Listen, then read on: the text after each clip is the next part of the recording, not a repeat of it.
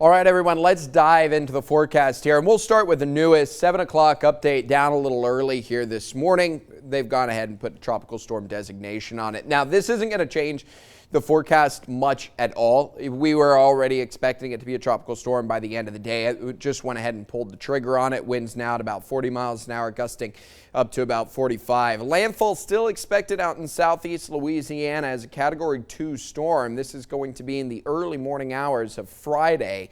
So late Thursday, early Friday morning, depending on how you want to look at it. It's another overnight storm. Looks like Acadiana going to be on the western edge of this, but we are in the cone of uncertainty. This track can change as we go through the next couple of days. In fact, I would imagine that track does change over the next couple of days. Makes a beeline up straight through Cuba. Looks like it's going to get unimpeded into the Gulf of Mexico, where it will be allowed to strengthen. There is going to be a cap on the strengthening, though, because you're going to have a lot of shear out over towards the west, which hopefully will work on that system. Now, if we are on the western side, that could help us out as well, because it could force more of the impacts down over towards the east. But we don't know yet. There's still a lot of question marks with a storm like this, and I doubt that it becomes asymmetrical, which always makes it a little bit tougher to try and figure out. Tropical Storm Gamma having some problems this morning. That's sitting out over towards the Yucatan. Shear doing a number on this storm. You can see how the shear is blowing all that out over towards the east. And that's making it an asymmetrical storm. That's going to drift on through towards the Bay of Campeche. The only kind of impact that Gamma may have is ultimately is going to be its impact on Tropical Storm now, Delta, sitting just south of about Jamaica. And again, winds at about 40 miles an hour, getting a little bit organized. It's got a good day ahead of it without too much shear. The next 24, 48 hours are going to be pretty conducive to development. Let's pull up the European model here.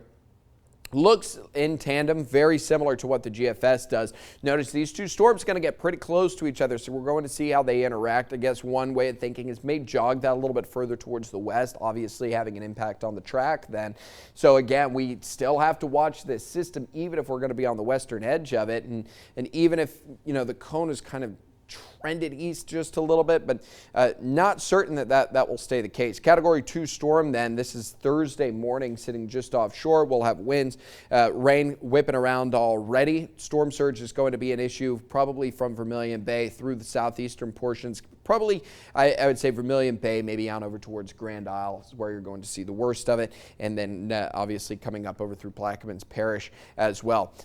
By early Friday morning, makes landfall out in southeast Louisiana and then eventually out through the rest of the southeast. It is going to be a busy week watching this thing play out. Now, specific impacts, winds, rain totals, and all of that, we don't know just yet. We got to wait until we see kind of how the structure looks over the next couple days, but we'll be sifting through a lot of that here over the coming days. 6:46 right now. It is currently 60 degrees.